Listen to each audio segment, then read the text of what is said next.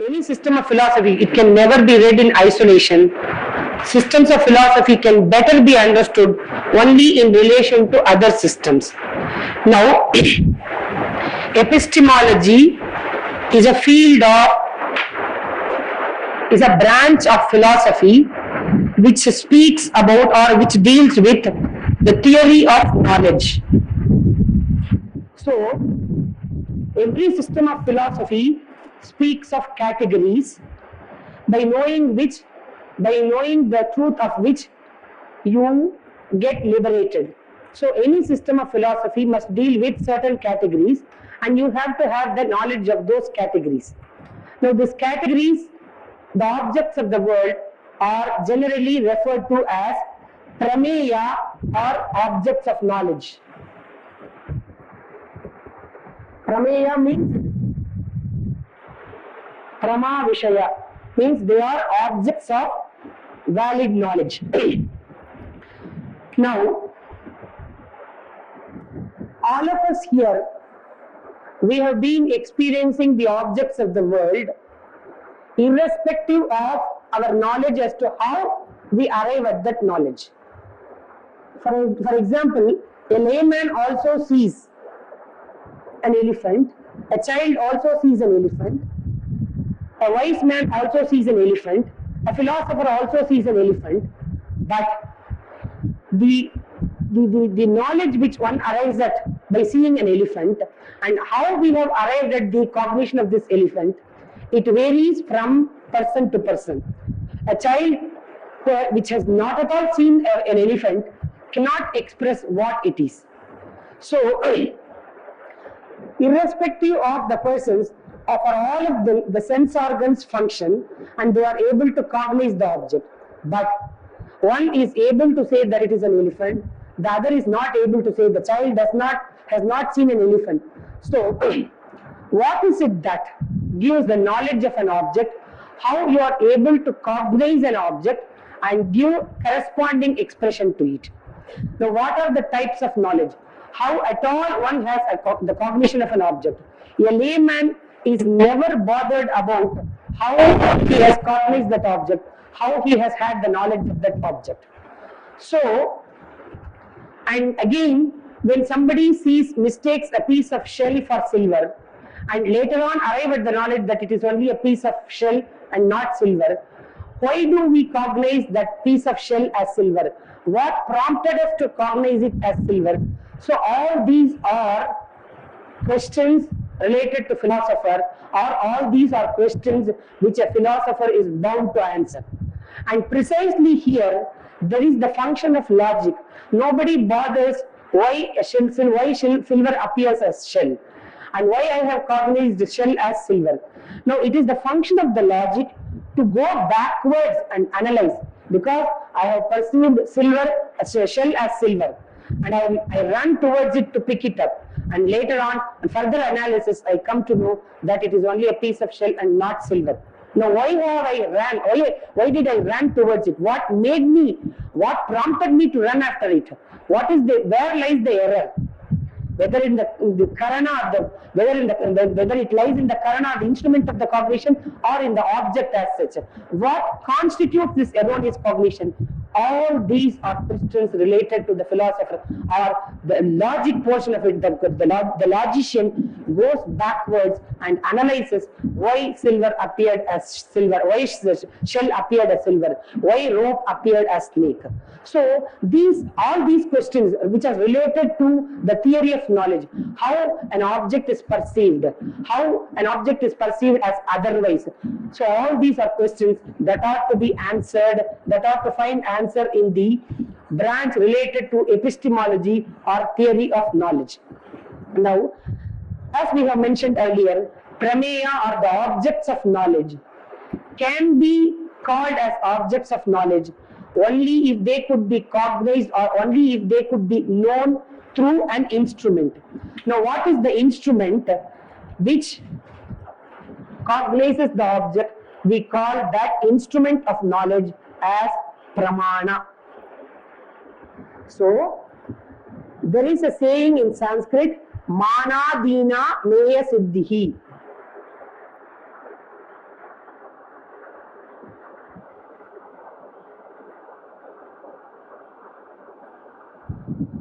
How do you know that an object exists? There is a pot on the floor. There is a pen on the table. There is a notebook. So you are able to cognize all these objects and you are able to give corresponding expressions to it. How have you cognized? What is it that made you that has made you pronounce this statement? So there lies the answer: Mana Dina Meya Siddhihi. An object can be known to exist only if it could be cognized through a means of knowledge or instrument. So, mana adhina meya siddhihi. Meya means object that is known. So, the object that is known could be known to exist only through a mana. Mana means pramana. Only through a pramana you can comprehend an object. So, in order to comprehend any object, what is required is there must be an instrument to cognize that object. So, what are the instruments? How are you cognizing the object? It is not the same instrument that could cognize all the objects. So, what are the instruments? What are the means of valid knowledge? How do you cognize the object?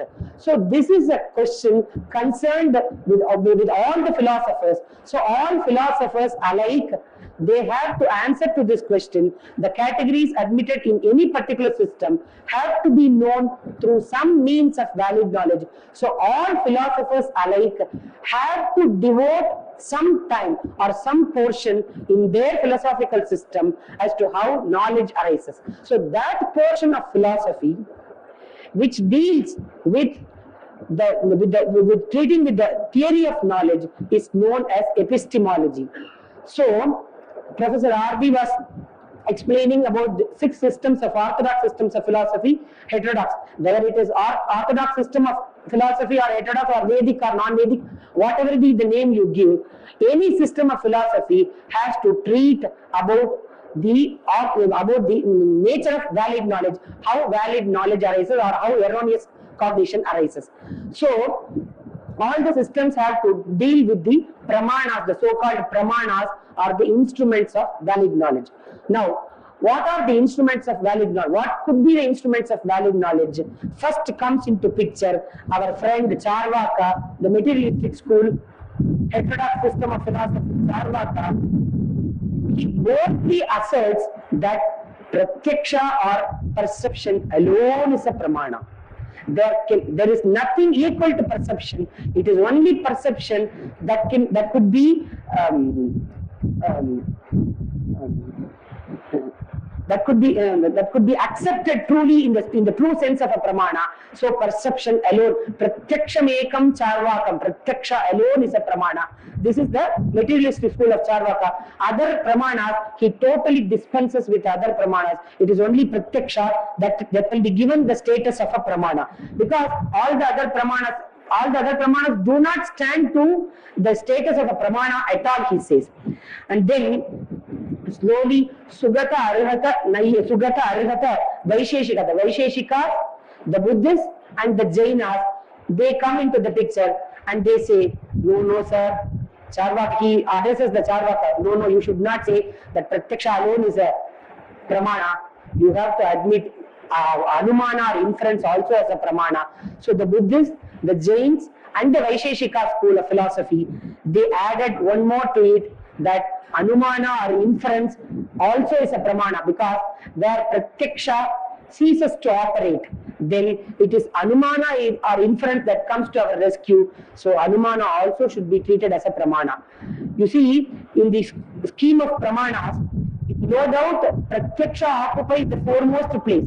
Pratyaksha, it is Mudanyastana, because pratyaksha is sarvato balavat. Nobody can dispense with the perception, because even for the other pramanas to operate, they have to depend on perception. So, perception is sarvato balavat. It is so powerful and strong that perception has to be given the prime status of a pramana, no doubt. But at the same time, there are instances where perception fails to operate. So there, anumana has to be given a status of a pramana. So next comes anumana into the picture. So anumana is given the status of pramana by Buddhists, Jains and the Vaisheshika school of thought.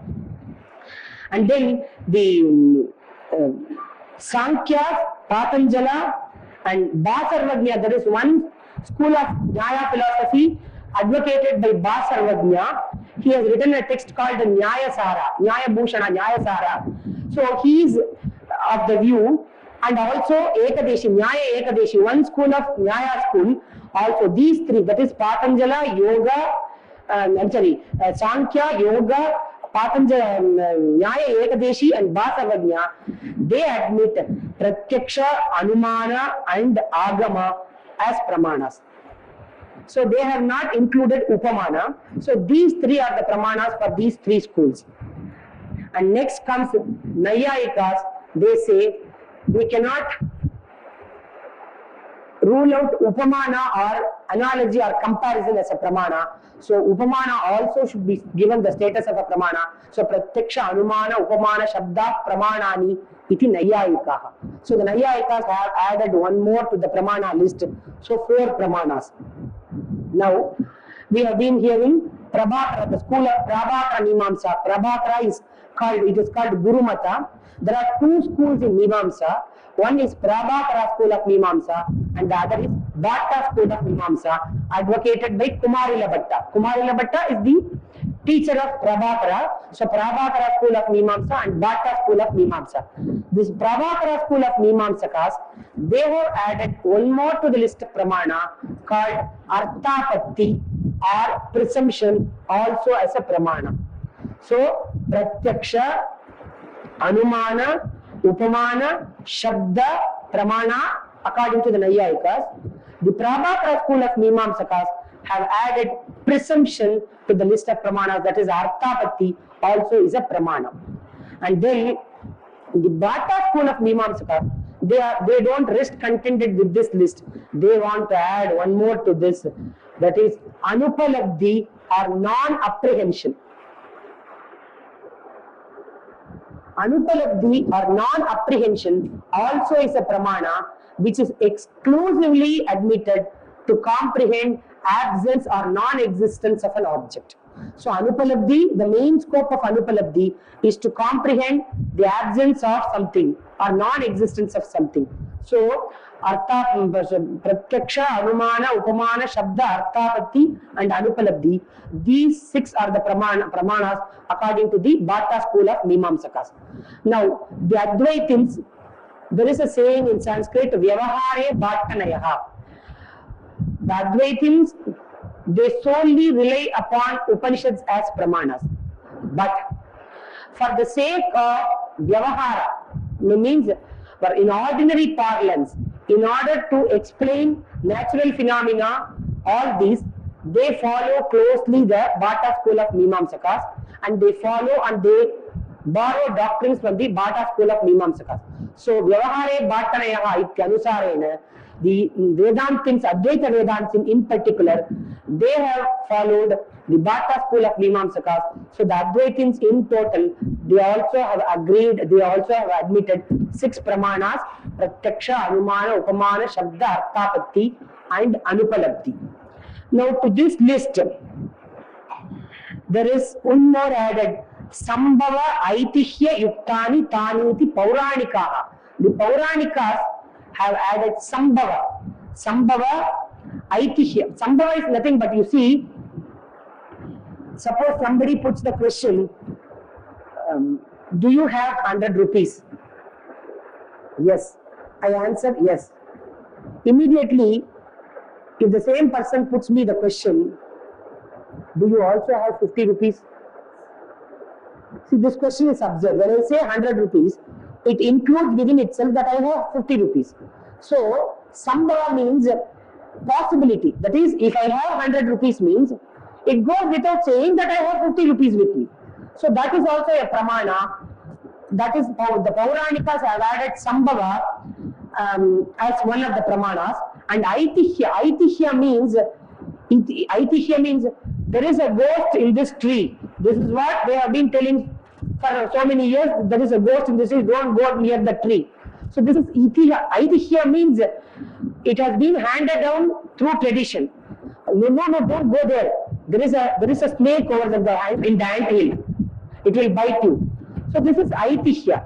And somebody says this means, then you don't go near. Because you treat that as a pramana. Aitihya. Aitihya also is a pramana.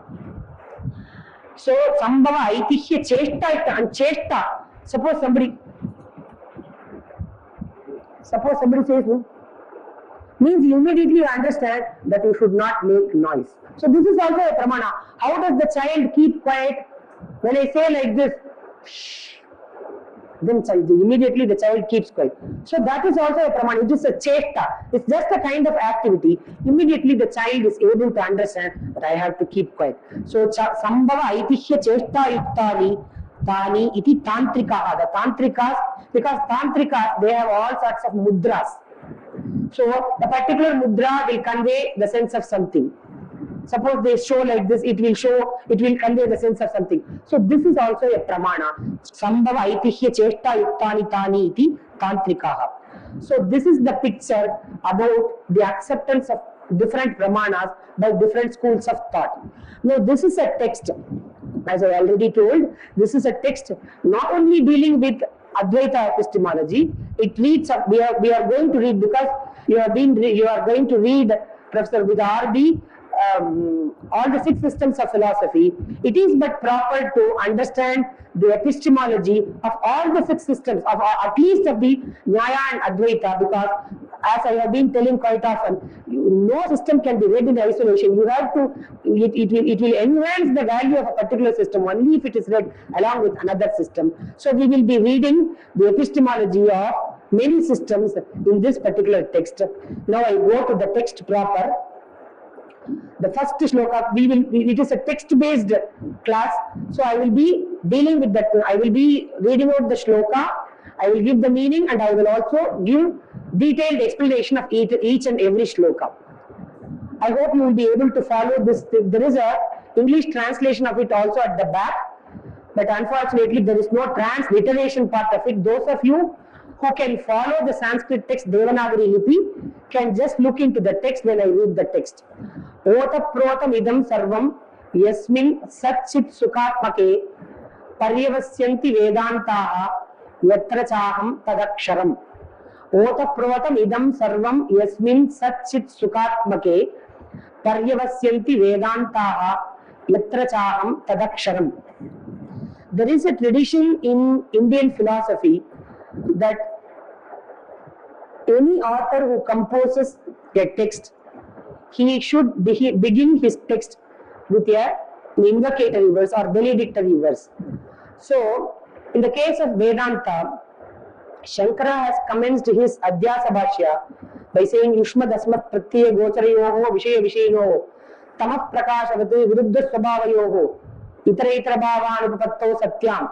There is no Mangala Shloka at all there. Why Shankara has failed to give a benedictory verse?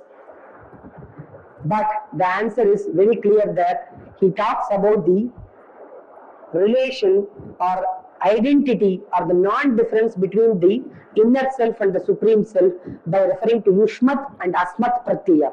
So that itself speaks of the Mangala, that is the identity between the inner self and the supreme self, that itself serves as an invocation or benediction. So there is no Mangala Shloka. But as is common with any philosophical text, the author also has given this Mangala Shloka. It is a Mangala Shloka, but it is packed with information. Otah protam idam sarvam yasmin sat chit sukatmake yatra cha aham tadaksharam. So we have to go from the back. Tadaksharam means that immutable principle, immortal principle, aksharam, immutable, which cannot be named or which cannot be, which is inexplicable, which cannot be named at all. Aham tadaksharam. I am the immutable principle. Upon which Otaprotam idam sarvam yasmin, upon which idam sarvam means whenever you are referring to an object as idam, whatever that is given in perception, whatever that is just in front of you, that alone you, because if something is elsewhere, you cannot refer to it as idam, this.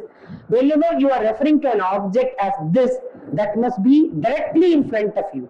So, Otaprotam idam sarvam. When we say idam sarvam Otaprotam means whatever that is given in perception directly in front of you. That is Paridrishyamanam Jagat. The world that is given in perception. The world that is given in perception which is just in front of you. Where is it located? Otaprotam. Otaprotam. Yasminne Otaprotam. Upon which it is Otaprotam means it is Adhyastha. The word Otaprotam refers to it is Adhyastha. It is superimposed. It is a very important word. The word is Yasminne Sat Chit Sukatmake Idam Sarvam. Idam sarvam means paridrishyamanam jagat. Yasmin akshare, upon which this is idam sarvam paridrishyamanam jagat. Otaprotam. Otaprotam means it is adhyastha. It is superimposed. So in the very beginning of the benedictory verse, he says, he has summarized the entire Advaita Vedanta, superimposed the world. The world that is given in perception is superimposed upon that immutable principle or the supreme reality or the ultimate reality or the pure consciousness. So idam sarvam, yes. And how is that principle? It is Sat Chit Sukatmaka. It is of the nature of existence, consciousness and bliss. Sat Chit Sukatmake Yasminne Otaprotam idam sarvam paridrishyamanam jagat. Otaprotam means it is adhyastha. And Paryavasyanti Vedantaha, and all the Vedantic texts, they culminate in conveying that supreme reality. So the final import of all Vedantic texts is nothing but so the final culmination or the final import or the true import of all Vedantic texts is nothing but that supreme reality. Now if we analyze this text, this is the just mere word meanings we have given. Otaprotam idam sarvam yasmin satchit sukatmake Vedantaha yatra cha aham tadakshana. I am that immutable principle upon which this whole universe, the world that is given in perception, is Otaprota, is superimposed.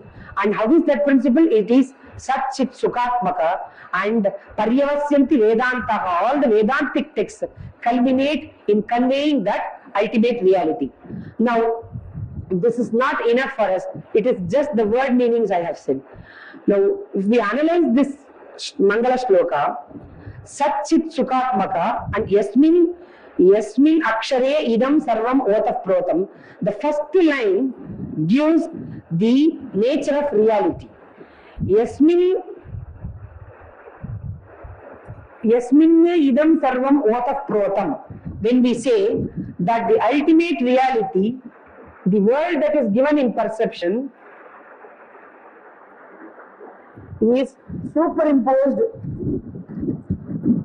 upon the ultimate reality.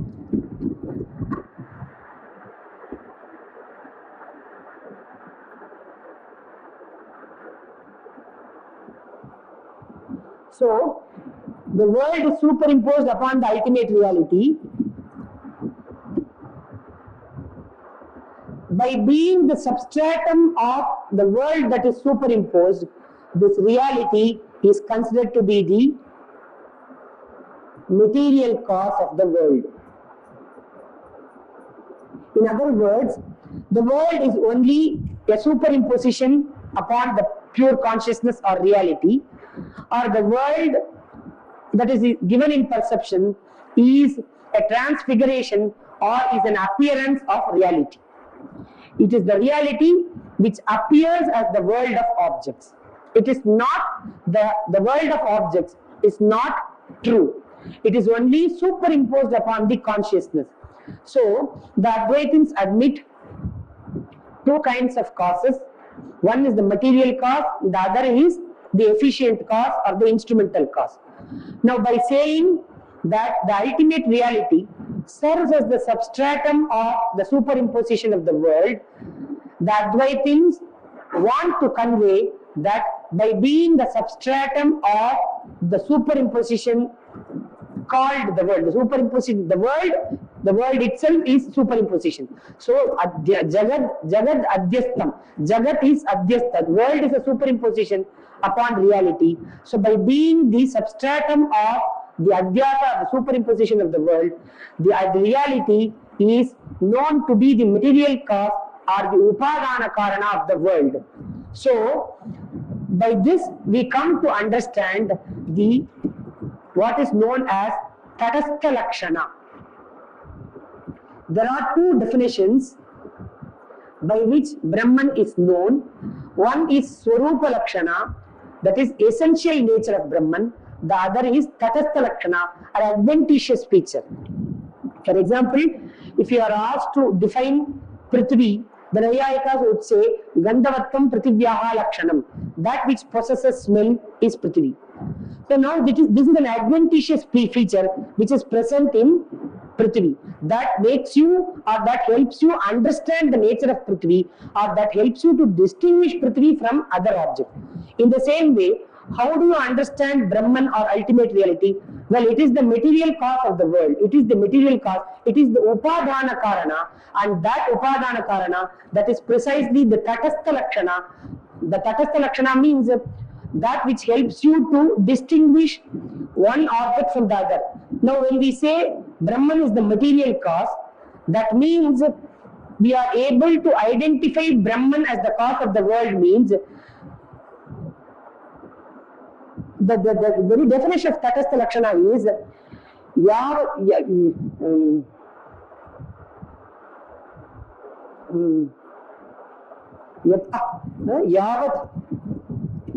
One second.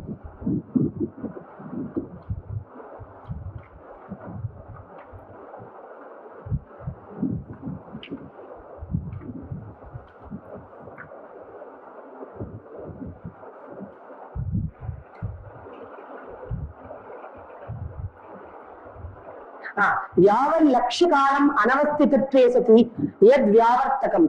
Any definition that is given as a definition, we must be able to distinguish that object from the other object. That alone could serve as a definition. Now, the definition that is given for the ultimate reality, that is the material causality in respect of the world, this helps us to distinguish Brahman from all other objects. That is, Brahman, by being the material cause of the world, we are able to say that being the material causality pertains to Brahman. So, Yaval Lakshikalam Anavasthitatve Sati Yad Vyavartakam Tadeva. So, this material causality, that is Upadana Karanatva, that is present in Brahman, this serves as the Tatastha Lakshana, or an adventitious feature. Because why do we say it is an adventitious feature?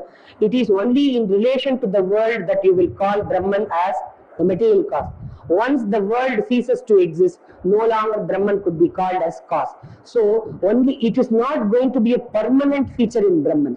Whereas when you speak of Swarupa Lakshana, Satchit Sukatmake, the other phrase conveys the sense of Swarupa Lakshana. Satchit Sukatmake means Brahman is of the nature of existence, consciousness and bliss. These three go to make up the very concept of Brahman, without which you cannot at all understand what is Brahman. Stripped of any one of these features, you cannot understand the concept of Brahman, because these three are the texture of Brahman. They go to make up the concept of Brahman. Existence, consciousness and bliss, these three together go to make up the concept of Brahman. So in the strict sense of the term, you cannot even call them as definitions, because definition is something which exists in something. Because there must be a difference between the defining feature and the object that is defined. Only then you can speak of definition and the defining feature. There must be a difference between the Lakshya and the Lakshana, isn't it? But here it is a case where Brahman itself, the concept of Brahman itself is Sattva, Chitta and Ananda. So how then the Advaitins are able to call it as a definition? Swarupa Lakshana, how do they call it as, how do they characterize it as Swarupa Lakshana? Then Advaitins themselves have got an answer. They say, Anando Vishayanubhavaha Nityatvam Cheti Santi Dharmaha Apritakvepi Chaitanyat pratagiva avabhasante. This is Vivarana Vakya. Anando Vishayanubhavaha Nityatvam cheti santi dharmaha. No doubt all these three concepts, that is Anandaha, Vishayanubhava means Chaitanya, that is experience of objects. Anando Vishayanubhavaha Nityatvam cheti santi, Satyatva and Nityatva. Because only in Advaita system, Satyatva and Nityatva are corollaries. If an object is real, it has to be eternal. So an eternal object has to be real and a real object has to be eternal. In the system of Nyaya, they are also realistic schools. Pot, cloth, etc. are real, but they are not eternal. So Satyatva and Nityatva go hand in hand for the Advaitins alone, not for any of the school of thought. So Nityatvam cheti santi dharmaha aprataktepi chaitanyat. Although they are not different from the Chaitanya, the pure consciousness, because the Chaitanya itself is of the nature of existence, consciousness and bliss. So aprataktepi chaitanyat pritag eva avabhasante. We have to understand as though they are the attributes of the pure consciousness. In reality, they are not at all the attributes, because if we speak of them as attributes of the reality, then the nirgunatva nature of Brahman is lost. So, aprataktepi chait, yet for the sake of understanding, the Advaitins conceive them as attributes. Aprataktepi chaitan. For this, the supportive statement is from Vivarana, aprataktepi chaitanyat pritagiva avabhasante. So, dharma dharmi bhava kalpana. There is just, it is a fancy. There is, this is a dharma and Brahman is a dharmi. But in reality, it is not at all an attribute, because all these three go to make up the very concept of Brahman, Sat, Chit and Sukha, upon which Otaprotam. So the first phrase in the first verse, the first phrase refers to the Tatastha Lakshana of Brahman, and the second phrase refers to the Swarupa Lakshana of Brahman.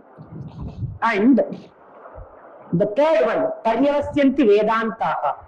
And what is the ultimate goal of Vedanta after all? It is to convey the identity of the Supreme Self with the inner self. So all the Vedanta texts culminate in conveying the true import of the Vedanta, that is the identity of the Supreme Self with the inner self. Now kindly turn over to the second page. I want to just explain a few sentences from the commentary over there. This commentary is by Ramananda Bhikshu. It is a very lucid commentary. He just gives the meaning. Idam sarvam yasmin sachit sukhatmake akshare otaprotam adhyastam. Vedantascha etra akshare vishaye paryavasyanti tatparyena bodhayanti. Because all the, you see, what is the true import of the Vedantic text?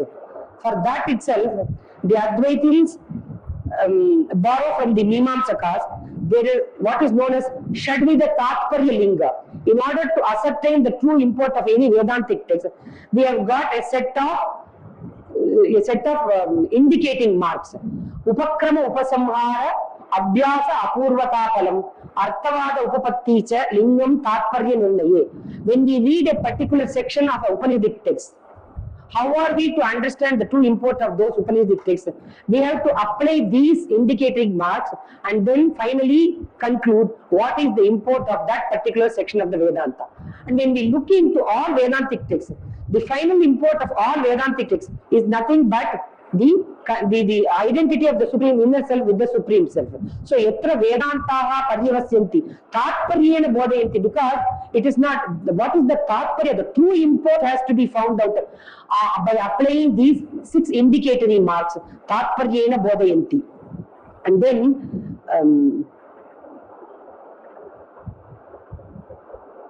see, there is one discussion, and again, Sat Chit Sukhatmaka. We have to analyze Satu Chitta Sukhatmaka. What is meant by Sattva?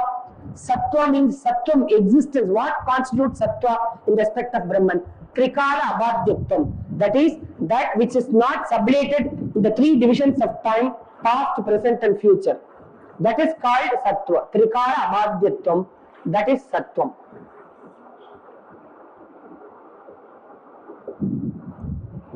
It is Brahman alone which does not get sublated in the 3 divisions of time, past, present and future. And then chittam artha prakashatvam, that is consciousness means that which is capable of manifesting the objects, and sukhatvam cha nirupadika ishtatvam, that is unconditional bliss, that is sukhatvam cha nirupadika ishtatvam iti bodhyam. Now in this verse itself there is a tradition in Vedanta, not only in Vedanta, any text, in philosophical text, the fourfold prerequisite, what is known as Anubandha Chatushtaya. Anubandha Chatushtaya means Adhikari, Vishaya, Sambandha and Prayojana. Adhikari, who is the fit person to read this text? He is called Adhikari.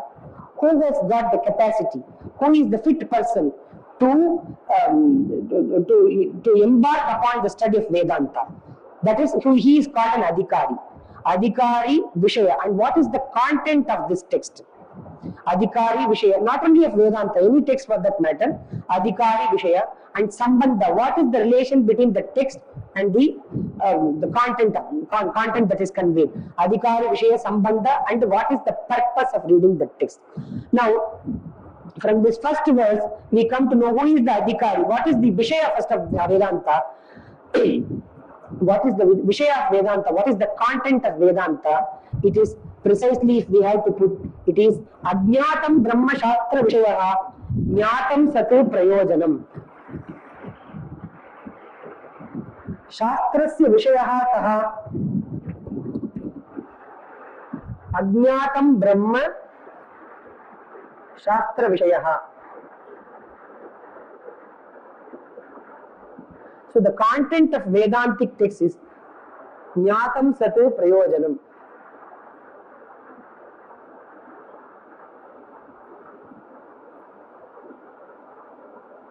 So according to the basic position of Advaita, all of us are of the nature of reality, but unfortunately we are in the realm of avidya. There is a knot, as it were, between the self and the not self, or all of us are caught, are enmeshed by samsara, or we are in the state of transmigratory existence. So we have forgotten our true nature, and at least let me refer to myself at least. I am caught up in the samsara transmigration. So I have forgotten my true nature of being the true self. So I am thinking myself to be so and so, giving lecture here, all these things. So all this is due to the evil called avidya. So the Brahman, the reality, the pure consciousness, the Jiva Chaitanya, or the individual soul, is nothing but the pure consciousness.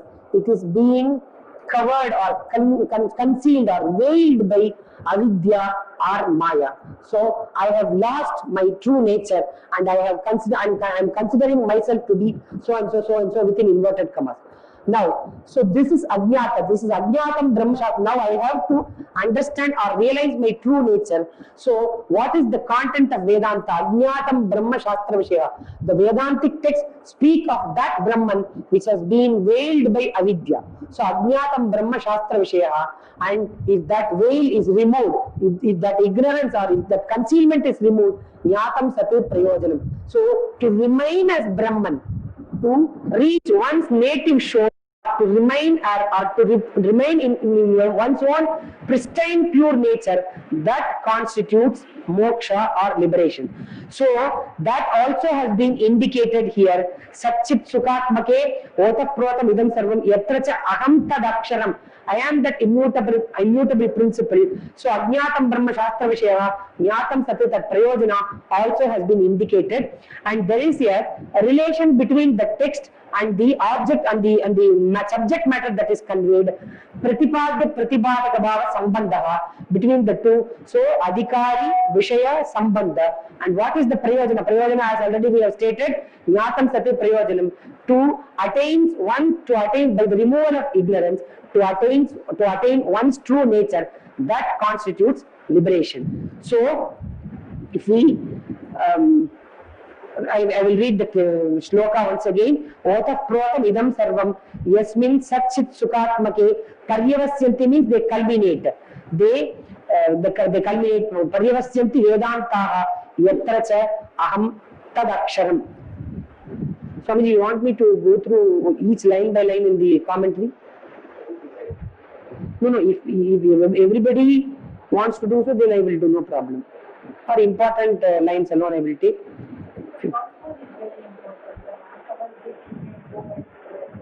Okay.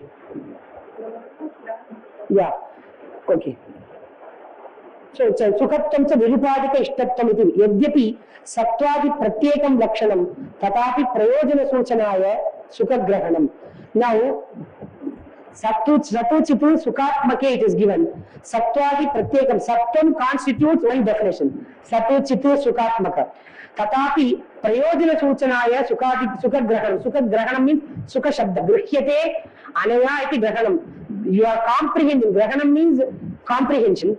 And here the word Grahana conveys a sense of Shabda. So Sukha Shabda. Why Sukha Shabda has been given? Tatapi Prayojana Suchanaya. That is, to remain as bliss in nature, that constitutes the prayojana of the study of Vedanta. So Satya, Chitta, Ananda, all these, they constitute the definition of Brahman, no doubt.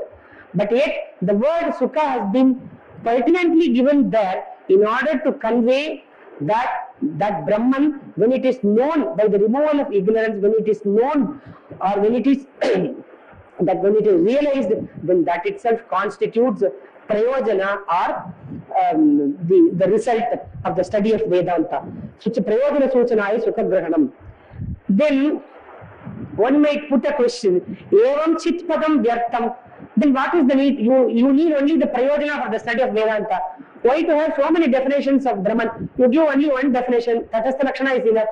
Why are you giving so many definitions? Satya chit padam vyartam. There is no need for another satya chit sukhatmakam. Chit padam vyartam. It is futile. Anandasya purushartatva siddhaye tadupadanat. Then he says, see, this is a very, very important aspect. In the system of Naiyayikas, every system of thought, barring the Charvaka school of philosophy, all systems are moksha oriented. Because you speak of Purushartha in any particular system.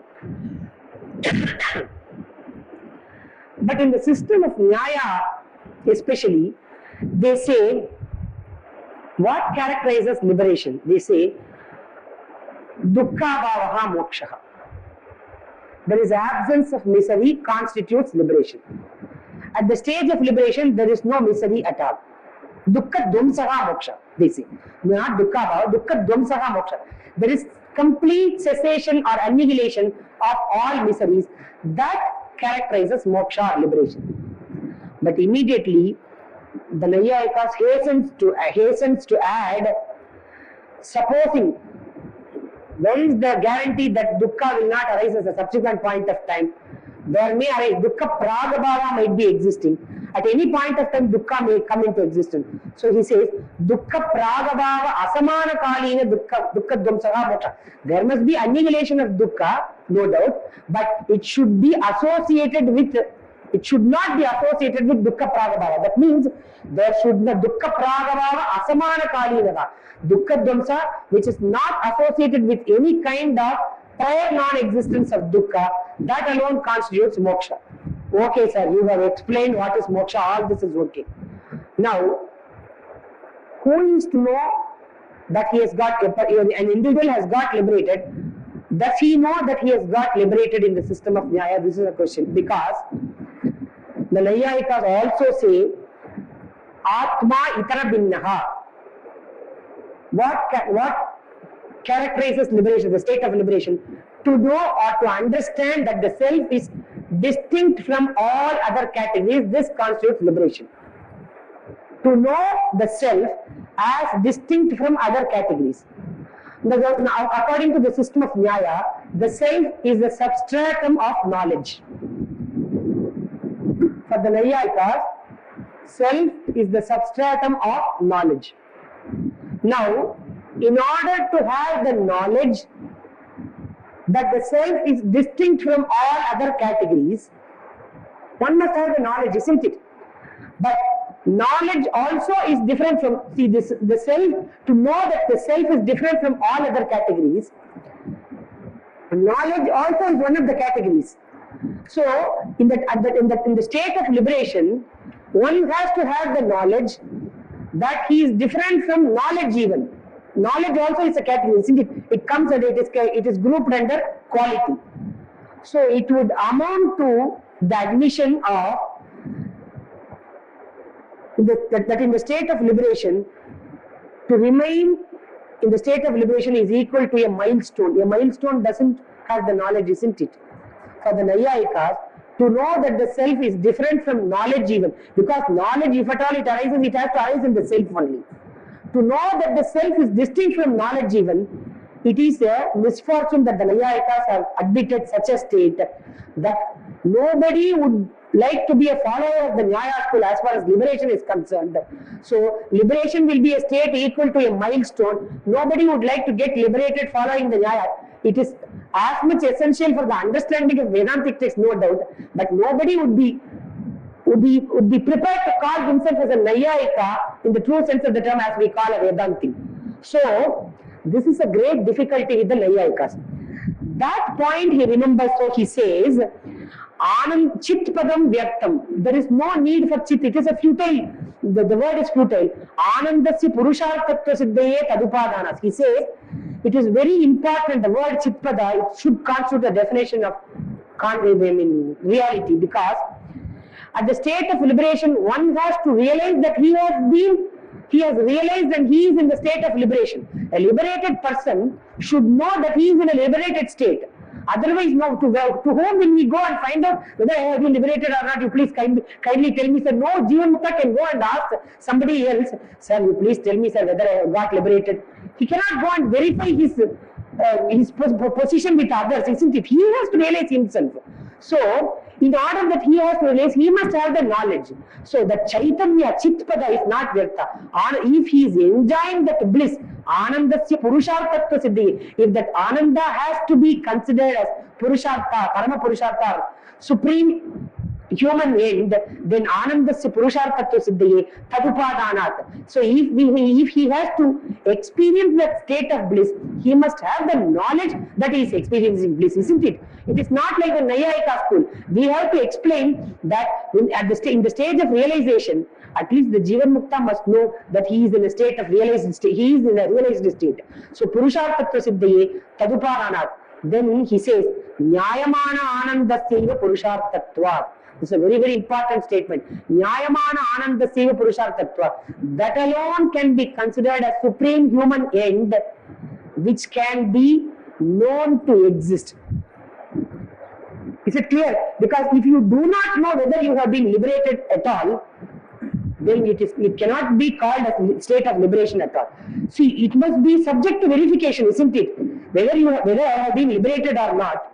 See, whether I am in a good state, whether I must be sent to lunatic asylum or not, or I am in a good state, I must be conscious of my state, isn't it? So I cannot go and verify, sir, whether am I in a good state? If somebody asks, then he must be surely sent to a lunatic asylum, isn't it? So, Nyayamana Anandasya Purusharthatva. Nyayamana Ananda means the Ananda or bliss which is experienced or which is known to exist, that alone can be called as Purushartha. And then, evam mokshe sukham samvedyam syat. That means, in the state of liberation, bliss is being experienced, it is being known. Tatcha tata nabhavati. Tadani deyendriya vyabhavena tad vyanjaka bhavat.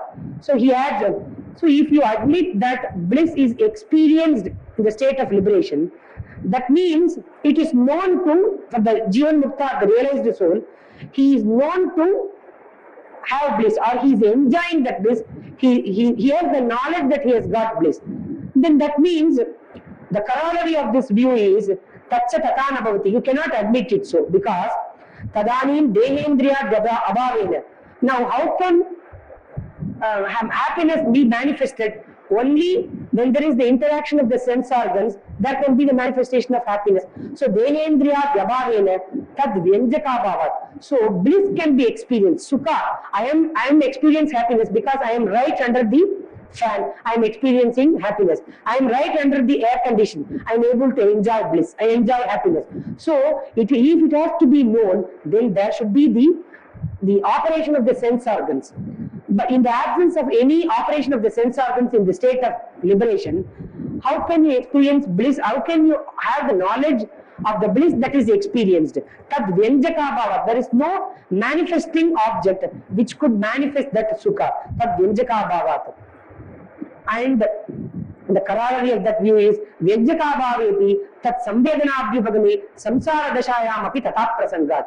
If you admit even in the absence of a manifesting factor, sukha or happiness could be manifested, then I will compel you to admit that even in the absence of the manifesting factors, even samsara dashayam api, even in the state of transmigration, tata prasangat, in the absence of the objects that would manifest sukha, suppose I am in a state of misery, even then one has to admit that sukha is being manifested, because the vyanjaka, in the absence of the sense organs which could manifest sukha, if you admit that even in the absence it could be manifested, then even when somebody is experiencing misery in the state of transmigration, it has to be necessarily admitted that bliss is being enjoyed or bliss is being experienced. Tata prasangat means it is an unwelcome position posed. It is not the case actually, but this is an unwelcome position that is posed if this position is accepted. Samvedyam nabhavati iti vaktum na shakyate. So one might say, nacha samvedyam, bliss is there, but it is not known. One might say, samvedyam nabhavati iti vaktum na shakyate apurusharthatvapate. If for this reason that you are faced with too many questions, if you want to say, bliss is there, sir, but it is not known to exist. Nobody knows it, but he is in the state of bliss. If you say so, then it amounts to saying that it cannot at all be treated as Purushartha. It cannot be equated with Purushartha, supreme human end. A supreme human end can be called a supreme human end only if you have understood it as a supreme human end. Only if you are in the liberated state and if you have known that you are in a liberated state, then it can be called a Purushartha. So for some reason or the other, if you don't want to accept that sukha is not known to be present in the state of liberation, then apurusharthata apattehe, there is again the unwelcome position of admitting that it will amount to admitting that it is not a Purushartha or supreme human being. Again he says the same word, Nyayamanasya tasya Tvaya Purusharthataya Abhibhava. Tvaya means the Advaitins have admitted that bliss, because consciousness, existence, consciousness and bliss, these three constitute the Purushartha only by being known. So Nyayamanasya tasya Tvaya Advaitina Purusharthataya Abhibhagamat Uchyate. Now the Advaiti, this so far the Purvapaksha. Now the Advaitins say, Yadyapi samsara dashayam avidya avrita rupatvat Atma Paramananda Rupataya na pratiyate tatapi tattva vidya balat avidya nivrittau swaprakasha swarupam swayameva Paramananda Rupena prakashate iti na vyanjakapeksha. Sir, all these, you are in the realm of avidya, you have not understood the basic position of Advaita at all. You just kindly listen to my story. The Advaitins say, Samsara yadyapi samsara dashayam avidya avrita rupatvat. The pure self, although it is pure existence, consciousness and bliss, yet because of its false identification or unaccountable association with Maya or avidya, it is enmeshed in samsara, or it has forgotten its true nature, and it is in the realm of avidya, samsara dashayam avidya avrita rupatvat. It has been concealed, atma paramananda rupataya na pratiyate. It is not known in its true nature of bliss. Tatapi, but then there is one particular stage when you could realize its true nature, when you get rid of this evil called avidya. Tatapi tattva vidya balat. Tattva vidya balat means by listening to the great sayings of the Upanishads, when you are a fit recipient. It is not just like that Tattvamasi Mahavakya is being taught in the class, immediately you get the knowledge, Aham Brahmasmi. All these are Sunday afternoon lectures, that is all. One has to acquire that competence through many succession of births. As Professor Radhakrishnan says, samsara is a succession of spiritual opportunities. Again and again, you are given that opportunity to elevate yourself. but one has to make use of that opportunity so as to receive that particular knowledge from a Sadguru, and when that Sadguru he teaches you Tattvamasi, that Mahavakya is being taught, immediately you must be able to immediately capture that, and only when you have reached up to that level and you will have the knowledge Aham Brahmasmi. That is what is meant here, Tatapi Tattva Vidya Balat. It is not just like the Tattva Vidya Balat calling everyone, no, I will show you. It's not like that. It requires a strenuous discipline on the part of the aspirant. So Tattva Vidya Balat Avidya. Why I am emphasizing this? Tattva Vidya Balata Avidya Nivrittu, the statement appears to be very simple, but at the back of it, it carries so much behind. That is what Shankara says, Jantunam Narajanma Durlabam Atah Pumstam Tato Viprata Tasmat Vaidika Dharma Marga Parata Vidyattam Asmat Param Atma Anatma Vivechanam Swanubhavaha Brahmatmana Samstiti Muktirno Shatakoti Janma Sukritair Punye Vina Labhyate. You have to undergo series of births and to reach that particular stage of mukti. So, Tattva Vidya, when you have attained that particular stage, Tattva Vidya Balat, Avidya Nivrittu, when there is the cessation or when there is the removal of avidya, then what happens is Swaprakasha Swarupam Swayameva Paramananda Rupena.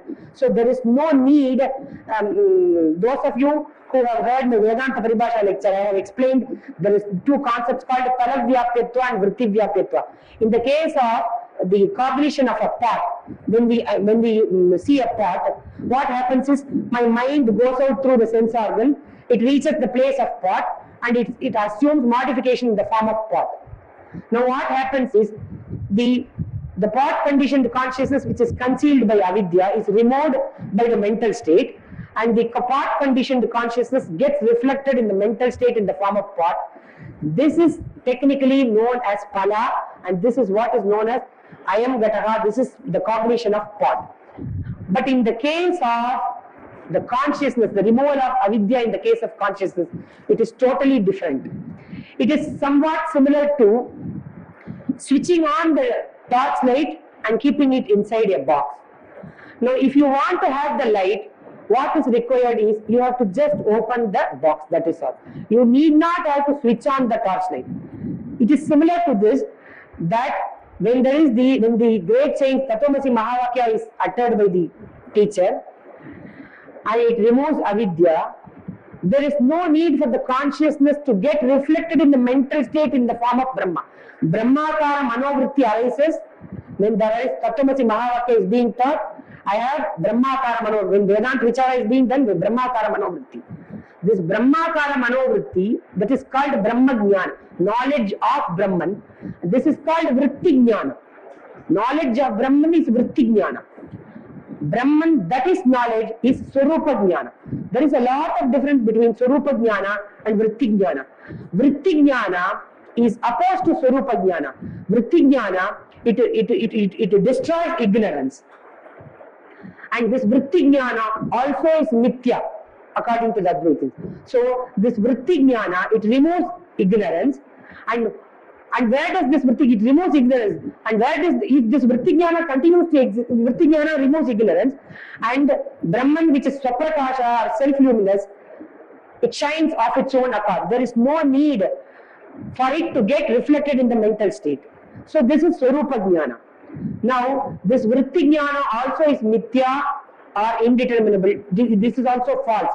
Now, what is the factor that removes this Vritti Jnana? That is another question, because if Brahman and Vritti Jnana continue to exist in the state of liberation, there will be two entities and it is against the spirit of Advaita. So, the Advaitins say that Vritti Jnana gets destroyed of its own accord. Like what? Like a cleansing nut. It not only cleans the water, purifies the water, and also gets dissolved in that water. In the same way, knowledge of Brahman not only removes avidya, it also gets destroyed itself when there arises the Swarupa Jnana. So, there is a lot of distinction between Swarupa Jnana and Vritti Jnana. So, knowledge of Brahman is called Vritti Jnana. Brahman, that is knowledge, that is Swarupa Jnana. So, that is what he refers to here. स्वप्रकाश स्वरूपम स्वयमेव ज्ञान रूपत्वे स्वप्रकाश स्वरूपम स्वयमेव परमानंद रूपेण प्रकाशते इति न व्यंजकापेक्षा. Please underline that name, न व्यंजकापेक्षा. There is no manifesting factor needed in the case of Brahman. Brahman is not in need of any manifesting factor. It manifests of its own accord, unlike a pot which requires a mental state, pot conditioned consciousness. In order to have the cognition of pot, that pot conditioned the consciousness should get reflected in a mental state. So the mental state is the revealing factor in the case of pot. Such a thing is not required in the case of Brahman. When there is the removal of avidya, the pure consciousness manifests of its own accord. So na vyanjakapeksha. ननु सुखस्य स्वप्रकाश ज्ञान रूपत्वेति न आत्मरूपता ज्ञानस्य दात्तर्थरूपतया क्रियात्वेन साश्रयत्वात् जानामीति प्रतीतेः ज्ञानमहं भवामि इत्यप्रतीतेश्च तथा च कथम अद्वैतवादः इति उच्यते यत् साक्षात् अपरोक्षात् ब्रह्म य आत्मा सर्वान्तरः सत्यं ज्ञानम् अनन्तं ब्रह्म विज्ञानम् आनन्दं ब्रह्म इत्यादि श्रुतिभिः स्वप्रकाश. He quotes all these Shruti, that is yet Sakshat Aparokshat Brahman, that is Brahman is Aparokshat Brahman means Brahman is Aparoksha. Brahman is the most immediate object because it is identical with your own inner self. You need not have to go in search of it elsewhere.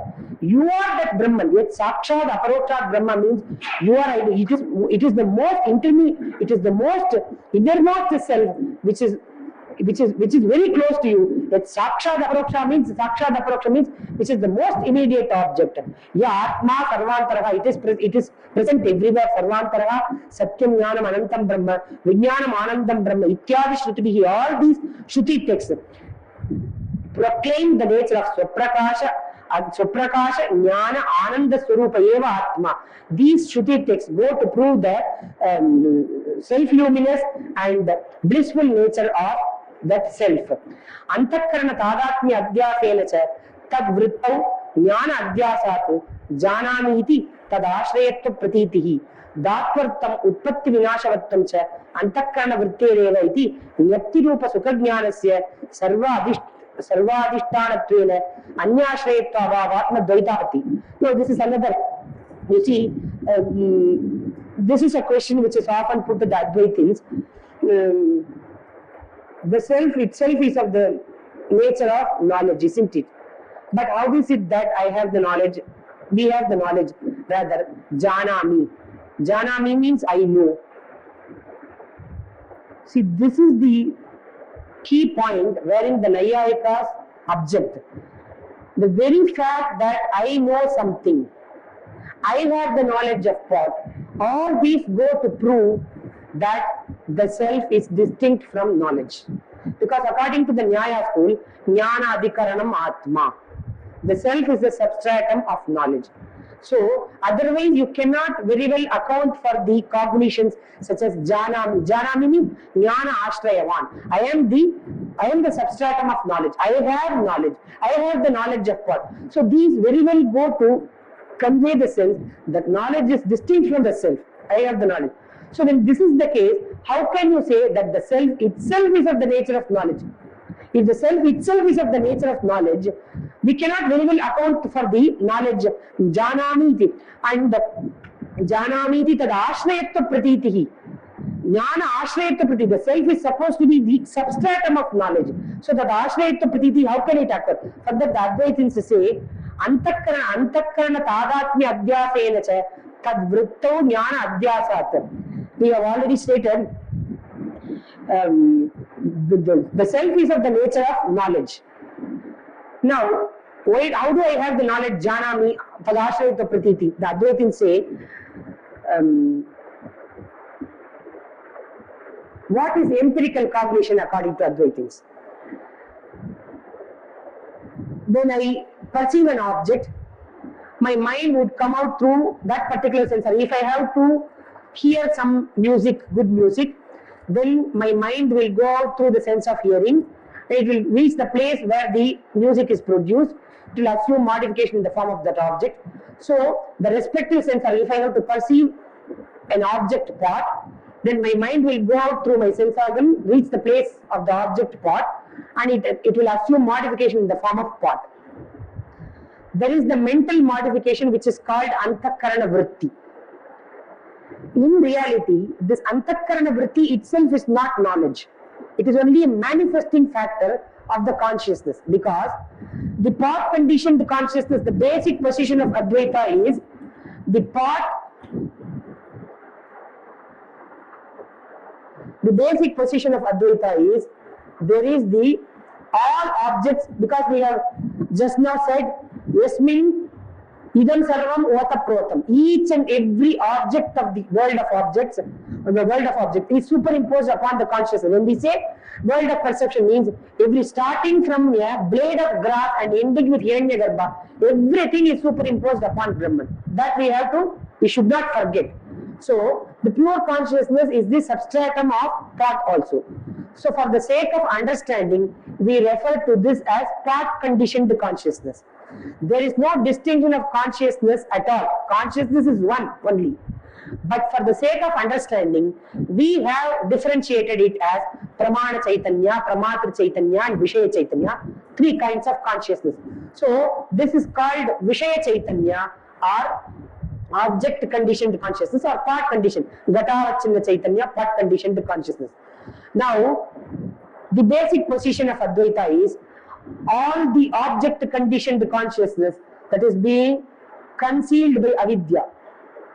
Because we do not have the knowledge of all objects at all times, isn't it? There are some objects of which we do not have the knowledge at all. Because a car which is standing outside, I do not know that a car is standing there at all.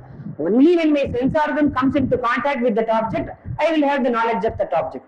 So, the basic position is object conditioned consciousness is always concealed by avidya.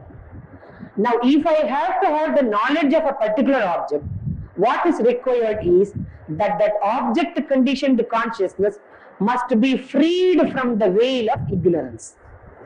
If it should be freed from the veil of ignorance, what is required? There must be a factor which will remove that ignorance. Now, what is that factor which removes ignorance? It is the mental state which will remove that ignorance. The mental state in the form of pot, that is why it is treated, or it is given the status of pramana. Antakarana Vritti is called pramana, because pramana is that which gives rise to an object unknown hitherto. It gives rise to the knowledge of an object which is unknown hitherto. So long you did not know what is pot.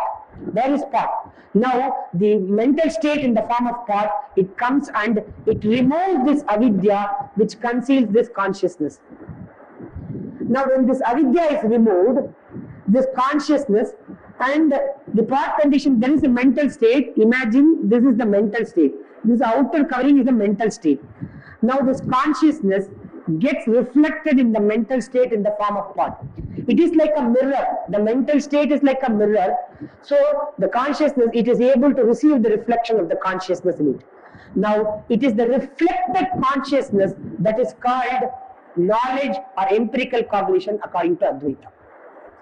Is it clear? Now the Advaitins say consciousness left to itself cannot at all be said to have a beginning.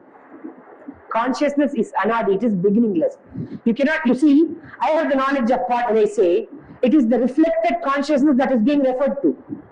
But how is it that consciousness does not have a beginning? At this particular point of time, I have the knowledge of pot. When you say, that means knowledge has a beginning. You mean to say knowledge has a beginning, but consciousness itself is of the nature of knowledge. How can we ever refer to consciousness which is equated with the knowledge? We can be said to have a beginning. Further, the Advaitins say, no, consciousness does not have a beginning at all. Chaitanya is anadi only.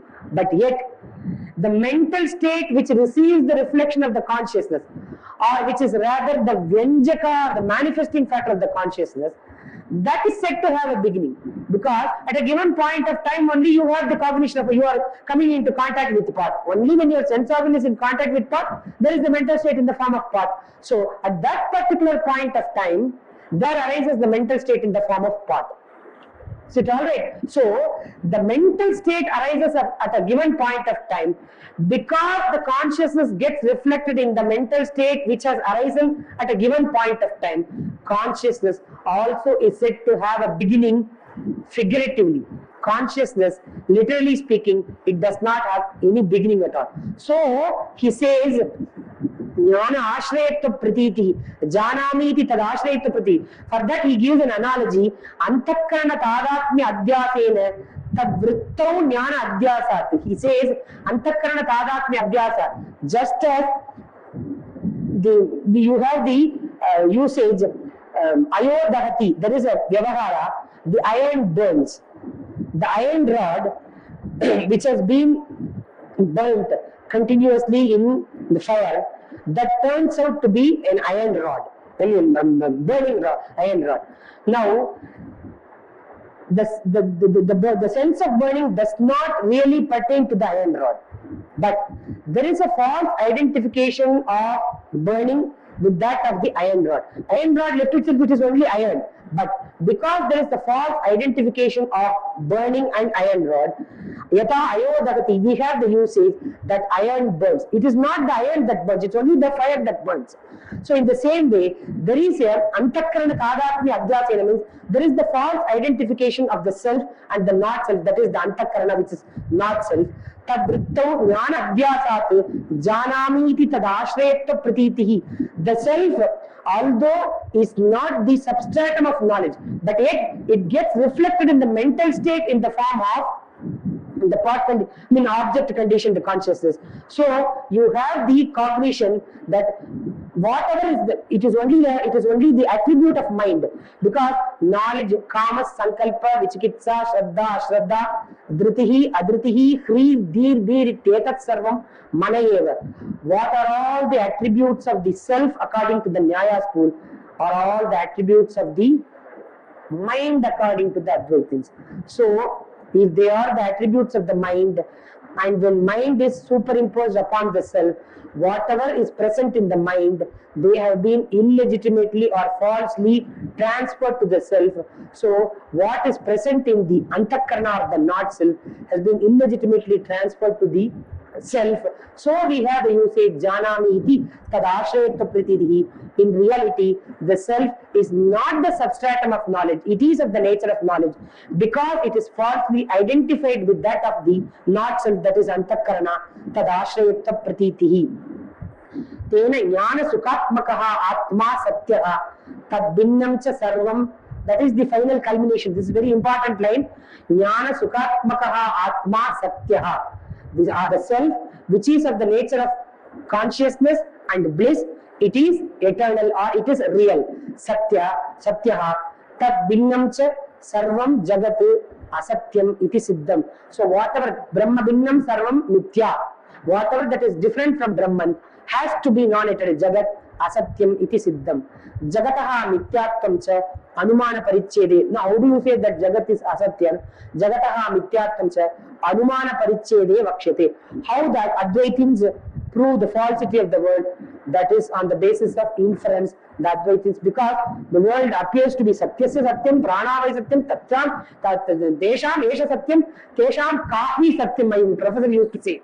So I will take up sannyasa subject to taking coffee, he will always say, because it appears to be so true for me, he will. So it appears to be very real. The person may be giving for hours together about the falsity of the world. The moment he goes out, he will speak about.